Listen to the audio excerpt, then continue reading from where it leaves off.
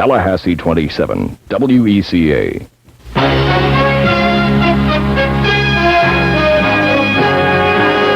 This is the late edition of 27 Florida Action News.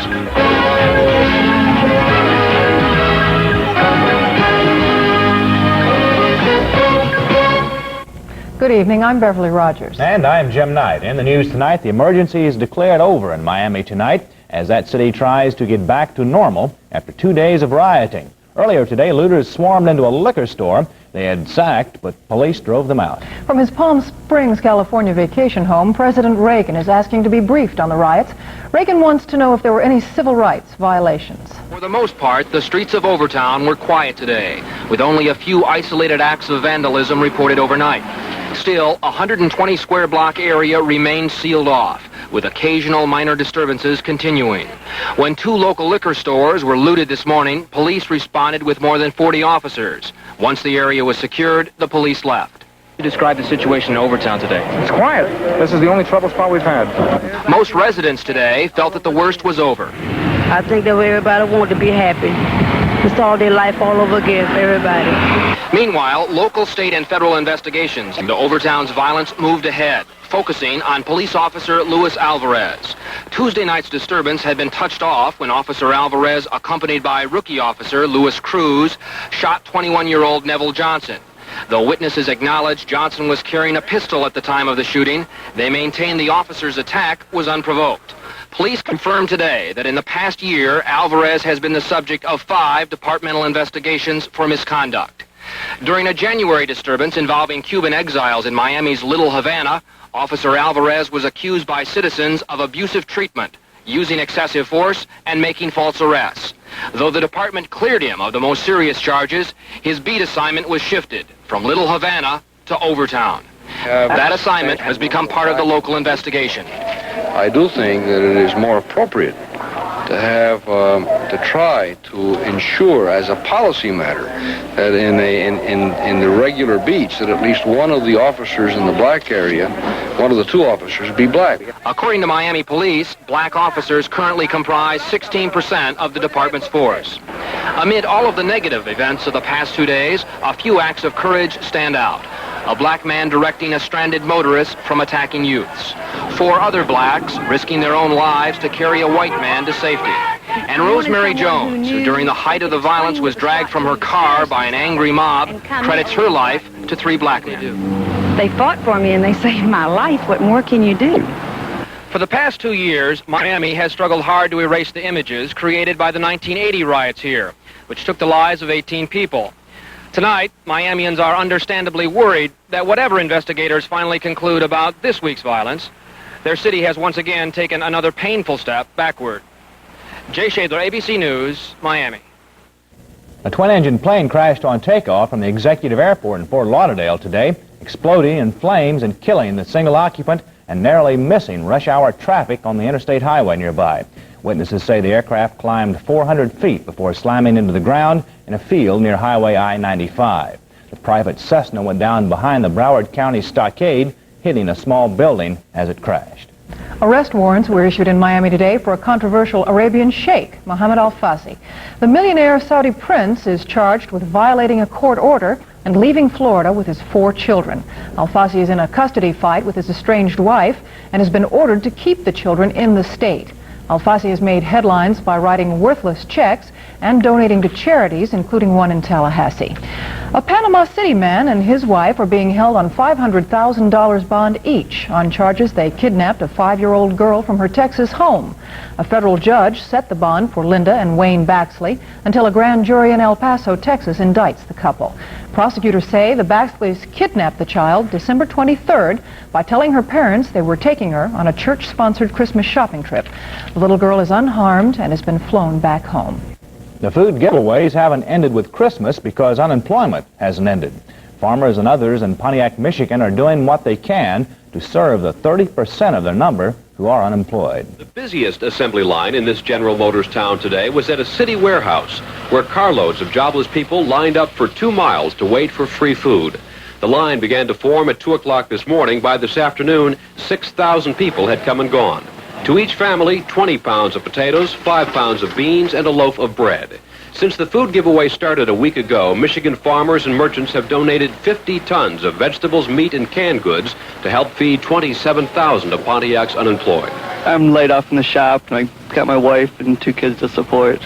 My sisters don't have any money either. And I've been laid off for 3 months.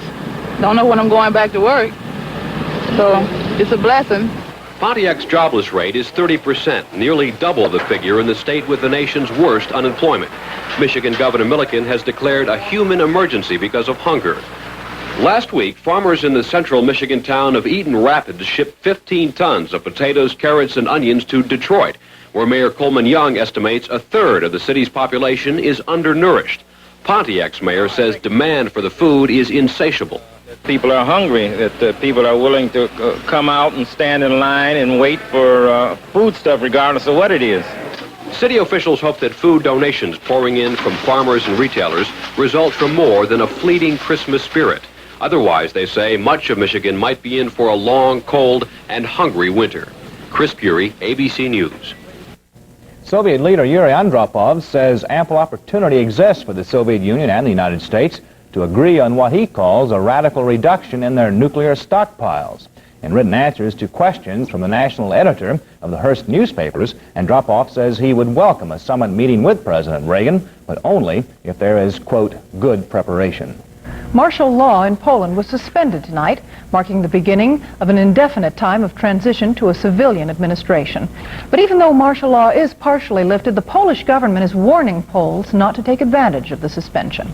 Most Poles heard the news tonight from Polish television that at midnight martial law would be suspended. They were then treated to a dramatic denunciation of Solidarity Underground leaders, featuring James Bond-style music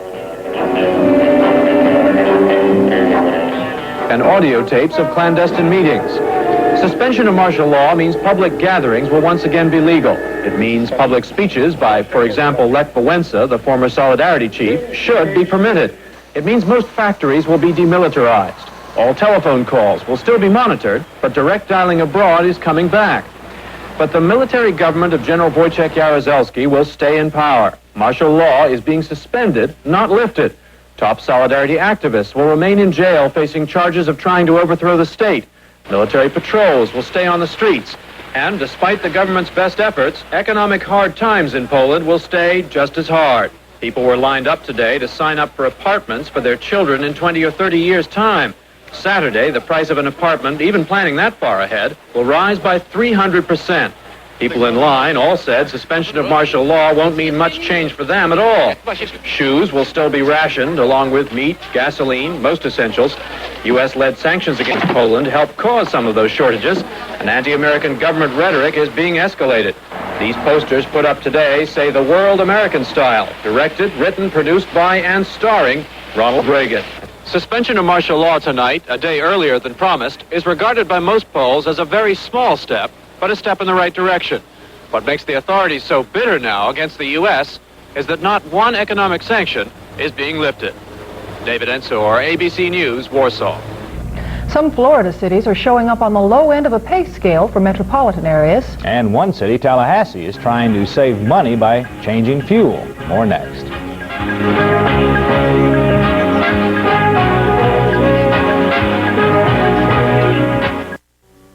For that look of stylish assurance, for that all-important first impression, Casual Corner, Governor Square Mall. Celebrate the arrival of 1983 with good friends, family, and delicious foods from Publix, like a 3-pound Armour boneless canned ham for $5.99. Make a refreshing salad with iceberg lettuce. A large head is now 49 cents, and everyone has a favorite flavor of Publix regular or diet drinks. Right now, a 2-liter bottle, any flavor, is just 79 cents. Start your new year off deliciously with the holiday goodness of Publix, where shopping is a pleasure. The convicted ringleader of a huge marijuana smuggling ring is sentenced to 60 years in prison and a $425,000 fine. In Panama City, federal judge Lynn Higbee gave Jose Luis Acosta the stiff sentence, despite a plea for mercy by Acosta's lawyer. The 26-year-old Acosta was convicted of heading a ring which brought in 300 tons of pot to Florida, Alabama, and Georgia over a 4-year period. Modifications are being made to Tallahassee city vehicles to allow them to burn 2 kinds of fuel. Doug Barch reports the conversion is expected to save the city money in fuel and maintenance costs. In about a month, the city of Tallahassee plans to have 22 of their 900-vehicle fleet converted to a dual fuel system of gasoline and natural gas. Fleet Superintendent Jim DeMay says the $88,000 pilot program should pay for itself in about 25 months. Our 100 cubic feet of natural gas is approximately equivalent to 1 gallon of gasoline. We're paying approximately $1.25 per gallon for unleaded gasoline. Our natural gas in the vehicle is going to cost us approximately 55 cents for an equivalent amount. DeMay says there is only a slight reduction in miles per gallon and performance when burning natural gas in the vehicles, and adds the exhaust is cleaner and maintenance costs are lower. The conversion equipment takes about a day to install. We have to install 3 or 4 pressurized containers, cylinders if you will, somewhere in the truck to hold the compressed natural gas. There is a pressure regulator underneath the hood. There's a special air cleaner and air mixer which allows the vehicle to burn either natural gas or gasoline. Currently, only one city truck is outfitted with the new equipment, but DeMay says by the end of January, 21 more will be completed, as well as the special compressor used to fuel the vehicles. Doug Barch, 27, Florida Action News. America's favorite pastimes are ending up on its walls, filling the months with visions of Europe or vintage motor cars. Tonight, Tom Lawrence takes a look at an increasingly fanciful way to mark the months, the 1983 calendars. It's the Chinese year of the boar, the animal, not the party crasher. And if it's animals you want to hang on your wall or the inside of your locker, you've got plenty to choose from. Unicorns are big this year, horning in on 83. And teddy bears are carving out their niche in time. Bovine lovers have got their cow, and feline fanciers can take their pick of top cat Garfield and a host of others. And if it's animal magnetism you want, there's Hunk a Month, a decidedly unpresidential Ronald Reagan, and enough cheesecake to sink Miami Beach. If calendars are any indication of the public's frame of mind, then most of America wants to spend 1983 escaping. The out-of-this-world photos of Voyager 2 are a hot item, to say nothing of the interplanetary antics of E.T.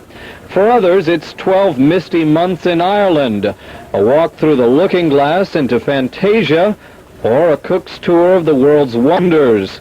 For the cynic, there are Murphy's Laws, and for the defeatist, a touch of Ziggy.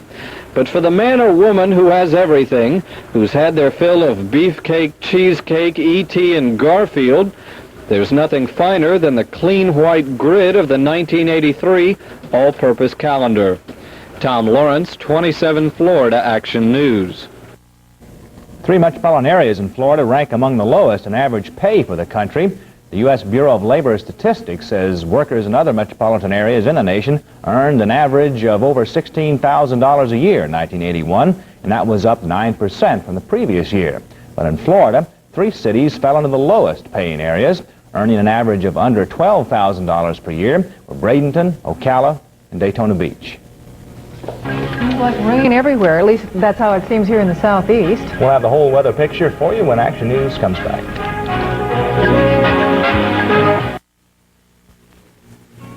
When it's time for your next haircut, see the Hair Innovators at The Parlor.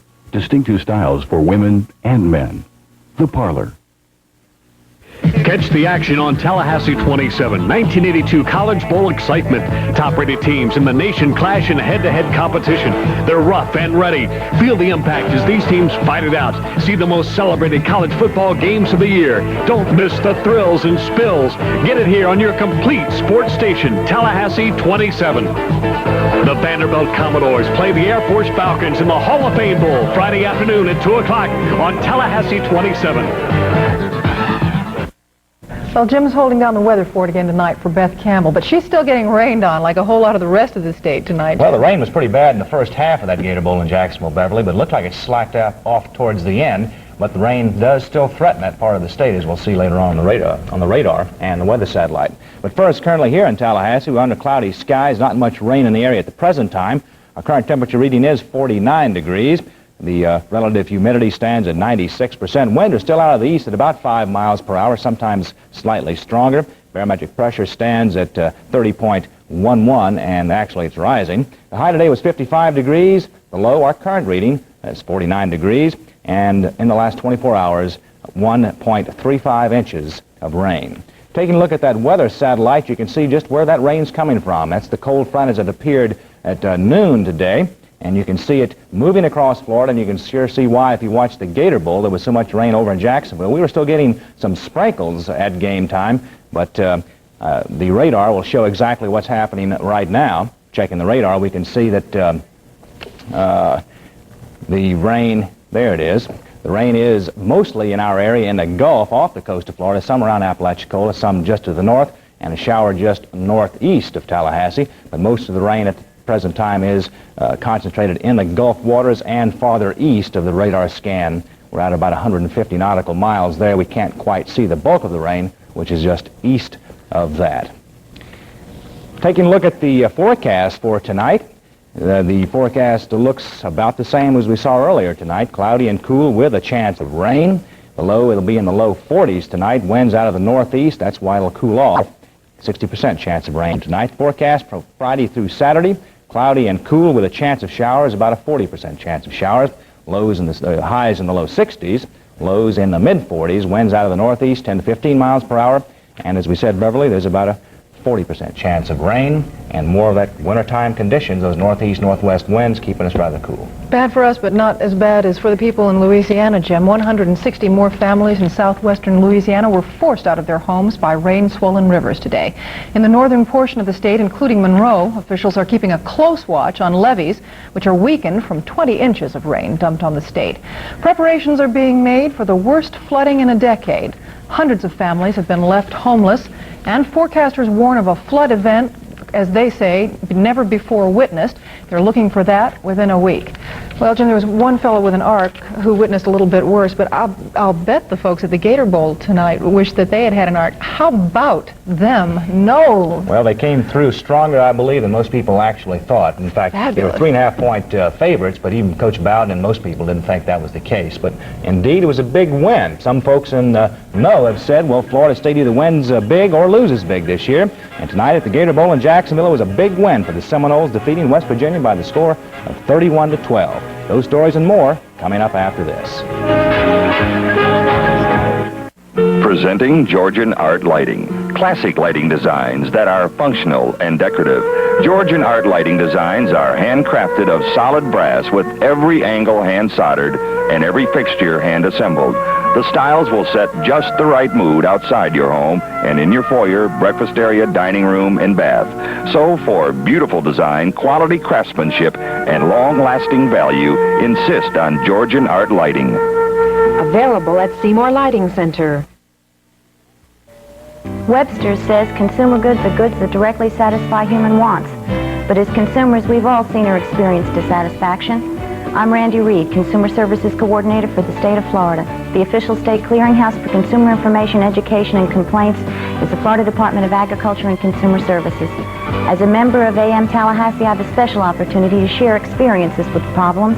Learn what you should know on AM Tallahassee weekdays at 9 on WECA Tallahassee 27. More than 200 years ago, a small group of people fought to create a society in which all could participate equally. During the past century, we fought to guarantee these freedoms for everyone. And since then, our determination has been tested repeatedly. For some veterans, the battle continues for the basic freedoms for which we fought. But the fight shouldn't be ours alone. Join our efforts to truly make society one in which all can participate equally. Be prepared. Are you ready to get on? Be prepared. Are you ready to take the lead? Do you think you know what scouting's all about? Take a look.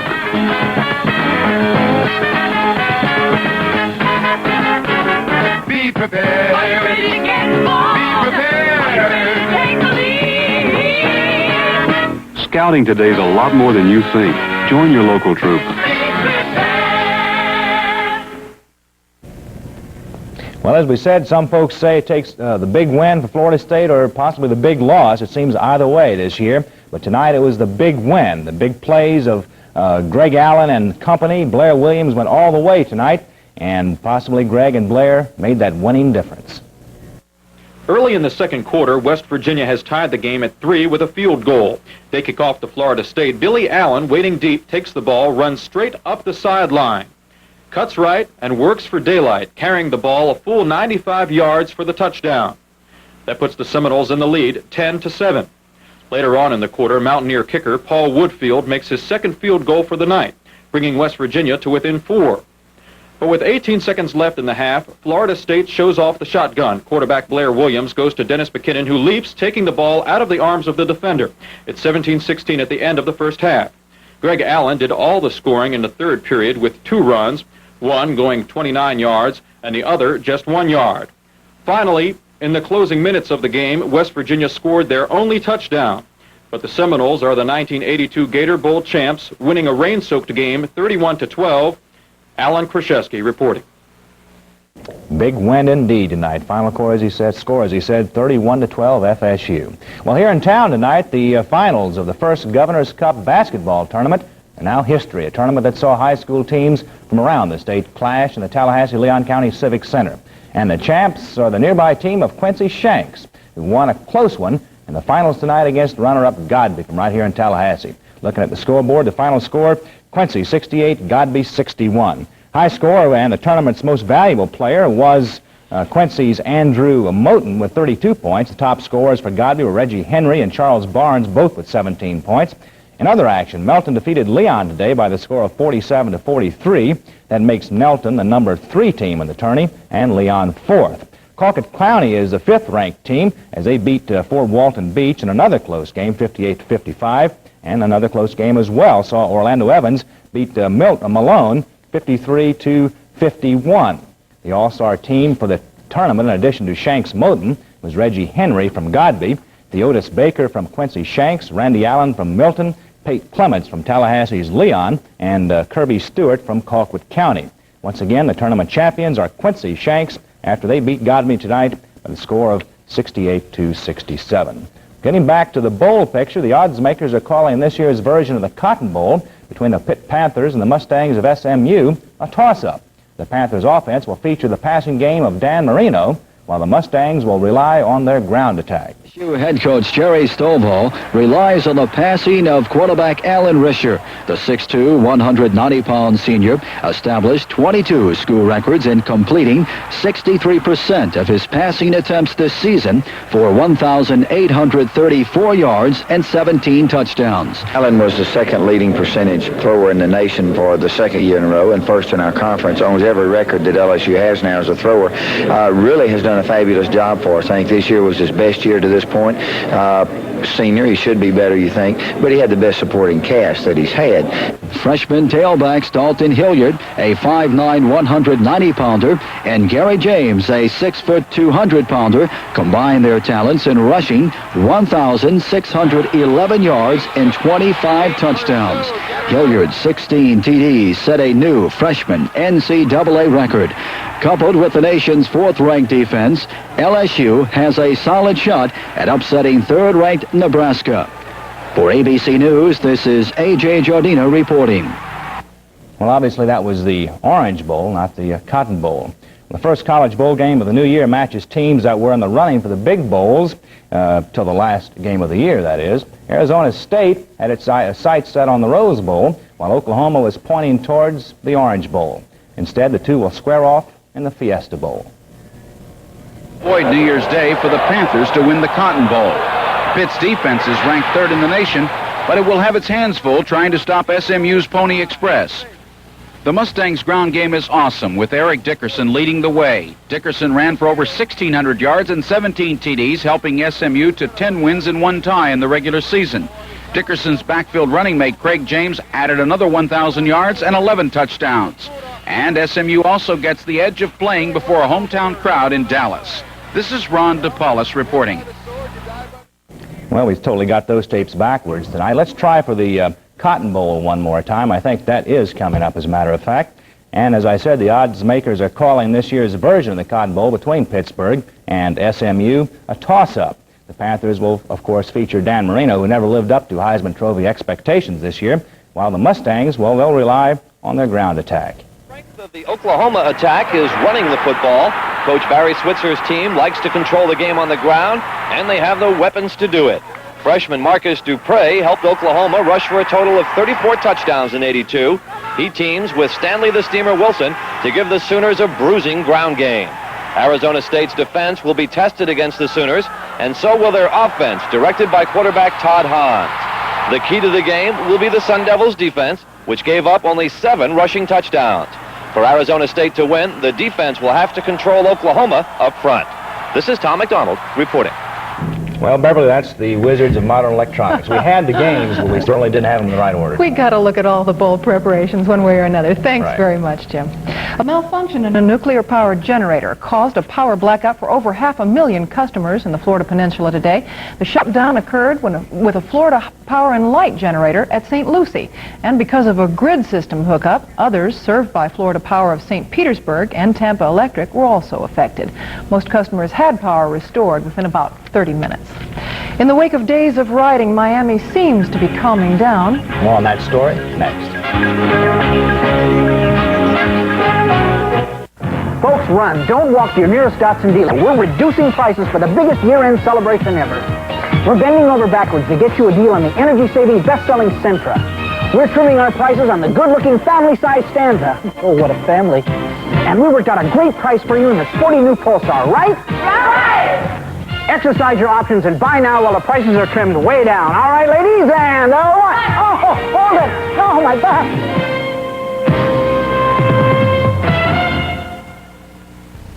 Catch the action on Tallahassee 27, 1982 College Bowl excitement. Top-ranked teams in the nation clash in head-to-head competition. They're rough and ready.